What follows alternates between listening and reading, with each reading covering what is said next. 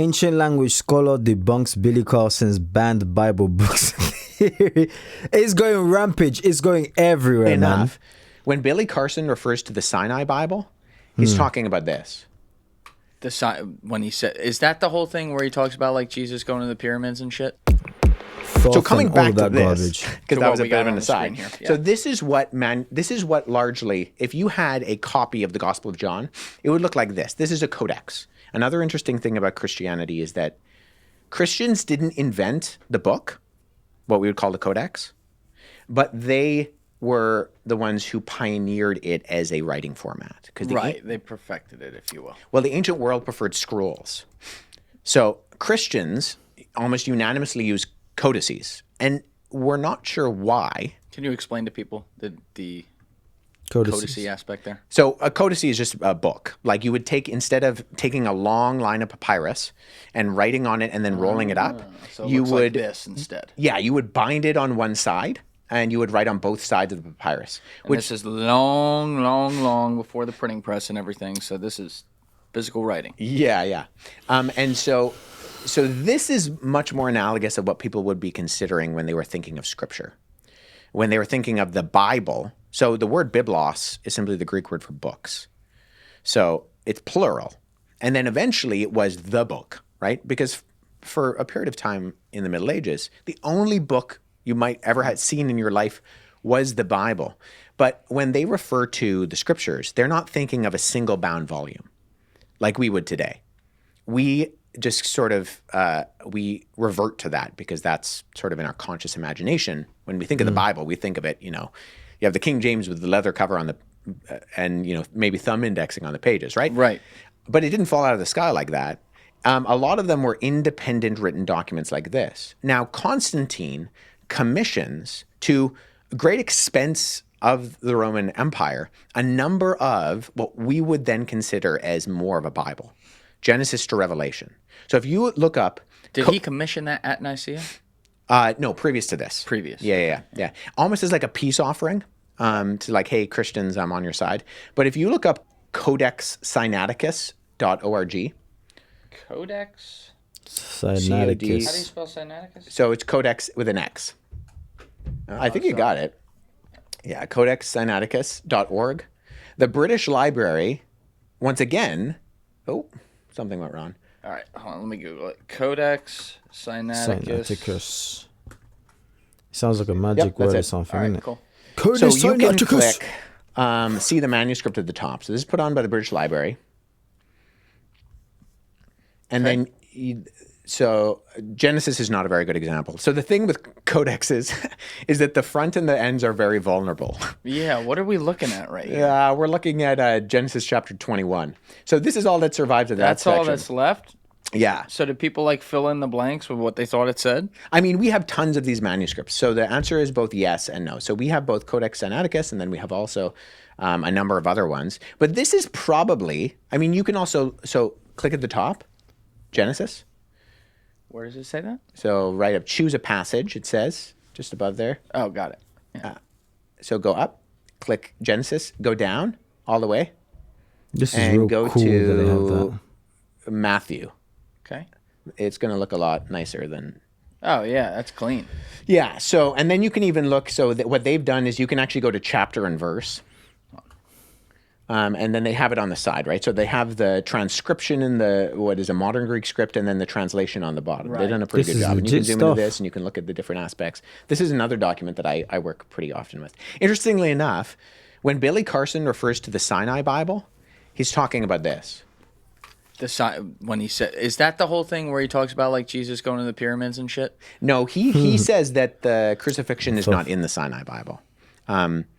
And he credits this as one of, if not the earliest Bibles. And you're saying this is the same thing? I'm saying this is not just the same thing, but this reads exactly like your copy of the Gospel of Matthew today. And it says the opposite of what he's saying. It says what any other Bible translation you're going to work with. So And you can find that Wow. through this Codex Sinaiticus. yeah, you could just go to chapter and verse and read through it. Nonetheless, we're pretty sure. You see the difference between him and Billy is like he gives you proof. Like no, do it for yourself. Like go out and check for yourself. What Billy? Oh my days, this is so bad for Billy. This is one of the Bibles that Constantine commissioned based on the dating of it. Why are we only? Oh, so we're just doing it based on the date. That's why we don't know for sure that he said we're doing this. Well, no, we have his decree that he did this. And But then not for this one necessarily. no, he doesn't like. So this one, we kind of conclude based on its dating and based on just how expansive it is. So this book would have taken 360 sheep to make. It would have been exorbitantly expensive. So based on the fact that we know that A, Constantine commissioned these Bibles to be produced, and B, that he did so at great expense, this is what it would have looked like. So this is one of the clearest examples because we can actually like walk through the text. But there are other ones. In fact, there's one that's here in the States, Codex Washingtonianus, which is in it's in the Smithsonian in Washington, D.C. We have Codex Alexandrinus, which is another one that comes from this time, and Codex Vaticanus, which is in the Vatican Library. And so all of these documents... Have you ever been there? The Vatican? No, I haven't. Okay. But interestingly enough, it was like you couldn't see Codex Vaticanus. It was like they're very like choosy with who could and couldn't go see it. And then 5 years ago, they digitized the whole thing. And they allowed people online. in. So I actually know people personally who have had access to the Vatican Library to look at Codex Vaticanus in person. But you have these examples. And they say what's online matches up. Oh, yeah. That's good. Pictures. Yeah. Shout out to the Vatican on that one. I know, right? So we have these examples of what are probably, like we can't say with 100% certainty, but based on the fact that these are pretty, A, they're professionally done, and B, this would have been like way beyond the scope of any, even a rich person at this time, to annihilate an entire flock of sheep simply to make a Bible. Like, it makes sense that based on the dating of these, that it was probably part of this commissioning by Constantine.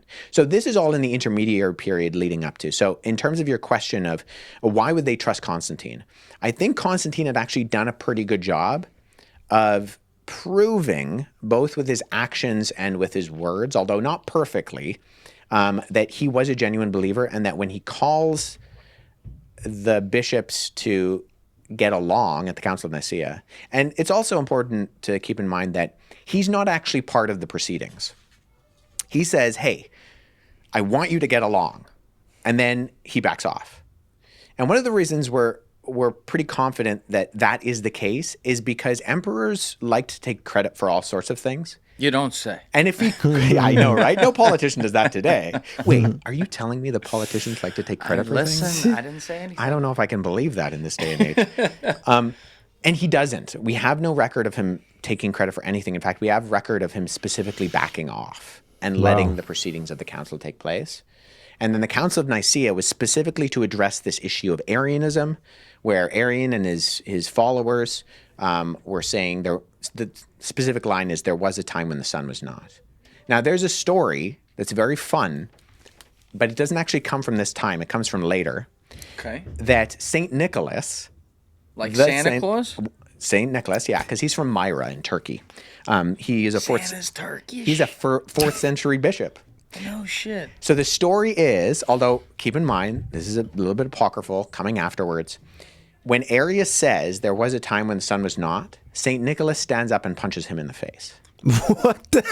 That's bad Santa. Isn't that a fun story? Yeah. It's probably not true. I want that to be true. But you can find like some Eastern Krampus Orthodox icons of St. Nicholas hitting Love Arius. that. Yeah. All right. Little Yeah. humanity there, you know. You gotta get the energy out sometimes. Yeah, so that was the major issue. The major issue was, hey, we got to sort out this thing because we have a pretty articulate theology on how the Father, the Son, and the Holy Spirit operate within the one being of God. And what you're saying does not adhere to what actually Scripture articulates on that. The secondary issue, and you're exactly right in terms of saying that there were some dating issues in regards to holidays. The secondary issue was the date of Easter. when do we celebrate Easter based on what we see from some of the descriptions of when it could have been within the Gospels? Yeah, they need a set date on that. Every year that pisses me off. It's like, is it going to be April? Is it going to be March? Is it that week? Is it, you know what I mean? Well, it's based on the Jewish calendar, is why. Yeah, set date. Yeah, fair enough. But that was the main issue. So the Council of Nicaea had nothing to do with any books of Scripture, and it had nothing to do with I thought he was going to be diving into dive more into the Sinai Bible, especially in regards to the debate that he had with Billy Carson. Now, when this was filmed, I'm not too sure, because as of today, this was released on the 9th of December. So I don't know if this took place before the debate or after the debate. So therefore, I can't really pinpoint too much on, he should have mentioned this, that. But it seems like the debate already took place, and then just the suing that Billy Carson decided to do hasn't taken place yet, or it is. I'm not too sure. Okay, but if you've watched the podcast or the debates that I'm talking about, by now you should have seen it. It's gone viral for all of the wrong reasons, because if Billy just kept his mouth shut, he didn't backtrack and try and justify, no, I was ill. I was almost dying. I came to that debate literally almost dead, like half dead. And then my wife was this. All of these excuses upon excuses, the debate won't be where it is right now. If you don't know what I'm talking about, check. I've got the link in the description, on my channel. If you go on my channel, you should see the whole debate and the whole thing, okay? Like, subscribe, do all of that stuff, and let me know what I should check out next. God bless you all, my friends.